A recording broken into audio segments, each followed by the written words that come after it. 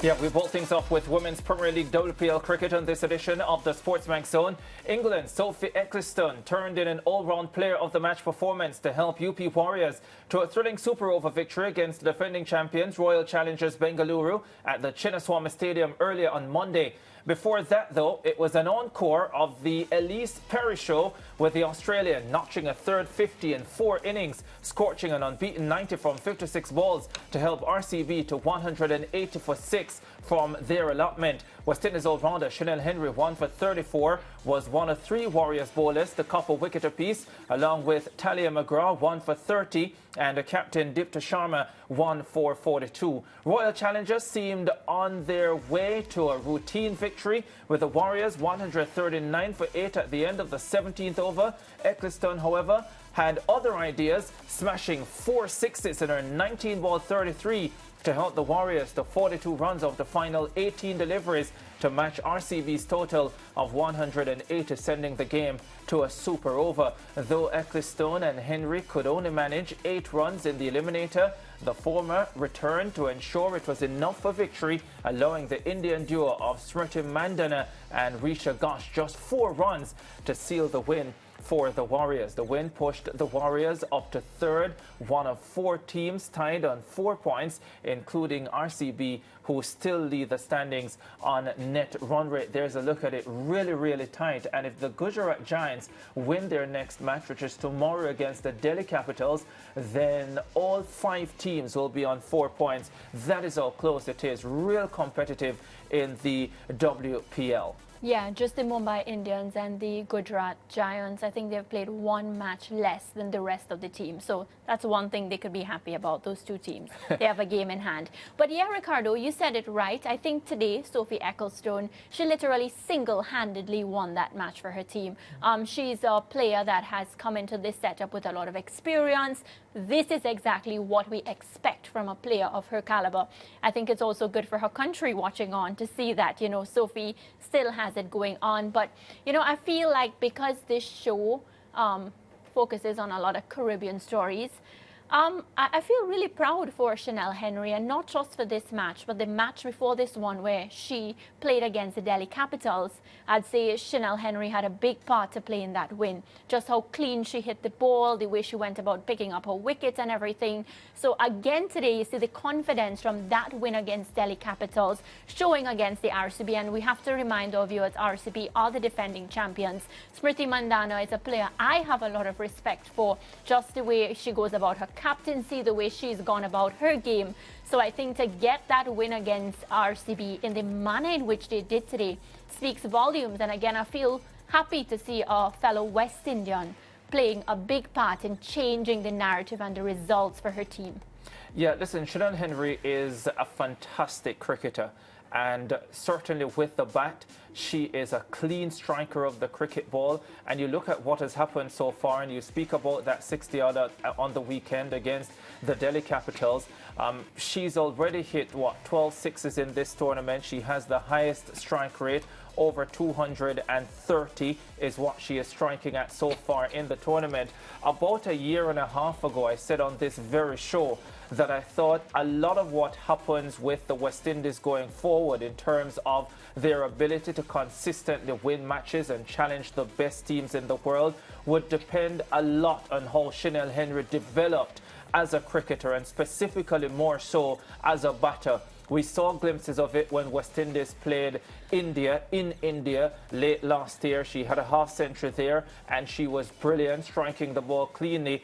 And the confidence of playing so well in the WPL, you hope in her first season will transfer into playing for the West Indies. And when I made the comment a year and a half ago, Deandra Dottin had not returned to the West Indies setup. And so there is Dottin now in the setup. And with Henry there, every time the West Indies play, the West Indies women play, you will give them a greater chance because you have players who can take games away from opposing teams, especially in the T20 format. And I'm just really happy to see Chinelle Henry developing into the quality cricketer we know she can be. And you pointed it out, Mariah, it's only her first season in the WPL, but I'm excited about what she will learn being there. Because I think that's always been one of the advantages of West Indian players playing in those professional environments where they get to learn from a lot of the best cricketers in the world. And with Chinelle already having the natural talent, I just can't wait to see what she produces for the West Indies with the assistance that she gets from playing in the WPL. Yeah, and from what I know of Chinelle initially, so you spoke about making that comment, I think, a year and a half ago. I interviewed Chinelle on In Case You Missed It, and she was so shy, Ricardo. I think she was getting ready for a big tournament. And, you know, what I've seen of Chinelle lately, it's somebody who has grown into themselves, somebody who recognizes that they can change the match. They can change any game with bat and ball. And I think that has, you know, really, really worked out well for her. Because imagine coming into a WPL setup, first time ever, you don't really know anybody like that. It's not like she has a fellow West Indian like a Haley on her team or even a Deandra Doughton. It's just Chinelle alone. And I think the manner in which she has just taken that responsibility upon herself and commanded that respect is mind-blowing. And, you know, I have to give her a round of applause for that because, again, you're coming into a strained setup, not a way. And she didn't even play the first match. Remember that. She did not play the first match. So really, really good stuff on her. And then our other West Indian players, Hayley Matthews and Deandra Doughton, well, no stranger to this competition, but they also, Ricardo, continue to shine. Yeah, and just before we get to those other players, just one more comment on Chinelle Henry, because Mithali Raj, the former India captain, who I have tremendous respect for, one of the greats of the women's game, and before India's women had the depth in quality in batters that they do now. Mithali Raj was like a lone ranger in that team, and she has commented in recent days about Chinelle's explosiveness, her quality, the confidence that she's exuding out in the middle. And, you know, to hear those words from someone of the quality of Raj tells you a lot about what Chinelle Henry is delivering, and she is catching the eyes of the female cricketing world because she is of tremendous quality. I remember Courtney Walsh himself, when he was head coach, speaking about her and speaking about what she could bring to the West Indies team. And I tell you what, the Jamaica team will miss her in the Super 50. Well, they didn't miss her today. Well, not today. We'll be talking about that later. But the UP Warriors are certainly enjoying her presence in their team, and the type of responsibility that they have given to her as well. Because you look at today's match, super over, Chinelle Henry. So they believe in her. She and was given that opportunity. Time. You saw her celebrations by chance? Yeah. Yeah, like, game on, try me. I like that as well, because it's not what I usually associate with her. Like, I mean, I can be wrong. I can be totally wrong, and it's something I probably have to cross-check with my sister if that's how she really behaves. But Ricardo, just seeing that confidence is even, like, getting me really excited. Yeah, but I think, you know, individuals grow. You grow over time. And especially when you start having success, it's easy to let out what's always been inside, and you are right, who you are and so on. So I'm not exactly surprised to see Chinelle expressing herself in that way. I mean, a player with that much power and that much quality, you would expect that. But yes, you spoke about Hayley Matthews and Deandra Doughton, the two other players in the WPL.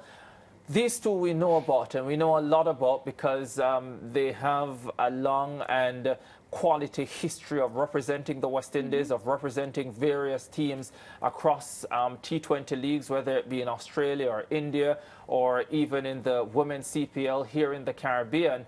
And so when they produce, you're almost not surprised. Yeah, it's like, what's next? Yeah, you're happy to see it because following all of this, the women's WPL will be the World Cup qualifying tournament. That's going to be the 50-over version, and they will play a significant part in deciding whether the West Indies qualify for the World Cup or not.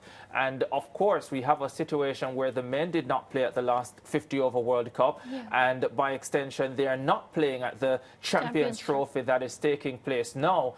So you would hope that that does not happen to the women, where they are not taking part at the World Cup later this year. And in any case, as much as I think the West Indies women are significantly better at the T20 format, as they showed last year by getting to the semi-finals of the World Cup and barely missing out to the eventual champions, New Zealand, I still believe that they have enough quality to do well at the 50-over World Cup. We've gotten to the 50-over World Cup final in the past, losing to Australia, and I just believe that the players that we have, it's coming together. You have Ailey Matthews, you have Deandra Dottin, you have Chinelle Henry, Karishma Ramarak has been bowling brilliantly in recent years, and we'll be talking about her batting later on when we discuss the women's Super 50 and the other young players coming through the system. There's Kiana Joseph. Again, players who I believe are a lot more suited to the T20 game, but with the right training, with the right guidance, with enough practice, they can be world beaters at the 50-over game as well. And so it makes me very excited to see what is happening currently in the women's game. Yeah, and what's so important, as you mentioned, that in the World Cup, which is something we just have to always keep in the back of our minds throughout all of these different competitions, is that I'm happy to see 3 of our players taking part at the highest level, which is like the WPL. And then we're looking at the Super 50 that's ongoing, and we're looking for players. And I think that's exactly how the coaches are going to approach this. And it's something that you would expect the West Indies, the usual players that step up to score a lot of runs in this CWI Championship. It's so difficult for me to separate the segments because we're talking about the World Cup, and it's true, Ricardo. It's like you're going to expect, like as you mentioned, let's just say Stefani. She played today for Jamaica. I'm expecting to see Steph bowl and stuff eventually because I'm hoping that, you know, she can get back to regular fitness and all of that. And then our 3 that are playing in the WPL, I just want them to stay in form. Yeah, and, you know, it's always a little bit tricky, especially in the modern game, because you have the 50-over format and you have the T20 format for the women, and you are preparing for a World Cup 50-over qualifying tournament, and 3 of your best players are playing T20 cricket. And as we saw, even when the team played in India last year, it can be a difficult transition. But do you think these 3, it would be difficult for them? I think it can be difficult for anyone. We saw it especially with Deandra Dottin, when she played very well in the T20 format at the World Cup, and to me against India as well. But as soon as they transitioned to the 50-over game, it's as if she was still in T20 mode. It's as if she hadn't made the adjustment, realizing that it's 50 overs. I have more time. It's not a T20 game. I'm not in a rush.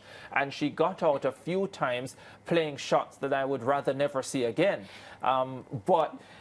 So yes, it can be difficult, and sometimes it doesn't matter how good you are and how long you've played the game. It is supposed to help, the fact that you have the experience, but sometimes it can take a while. And when you consider as well that Deandra was out of international cricket for quite a while, ideally for me, especially Deandra, because of her lack of international cricket in recent years, and 50-over cricket specifically, I would have preferred if she was playing the CG United Super 50. But of course, I completely understand why she is playing in the WPL. Yes. I'm not suggesting that she shouldn't have gone. Because I won't want her to hear that, Ricardo. Yeah, I'm just saying, as a preference, I would have liked to see her playing in the Super 50 just to regain that rhythm of playing the longer format, because I think she will be so important when the World Cup qualifying tournament comes around. But it's a good look, Mariah, and I think things could come together nicely for this team, and I'm excited about the World Cup qualifying tournament, and I really do hope that the West Indies make it to the World Cup. Yeah, we'll pick up some of these points in the other cricket segment, because I can't wait to talk about that. Yeah, I can't wait either. All right, WPL action continues live on SportsMax on Tuesday with West Indies star all-rounder. We were just talking about her, Deandra Dottin, and her Gujarat Giants taking on the Delhi Capitals. It starts at 9 o'clock in Jamaica, 10 Eastern Caribbean time.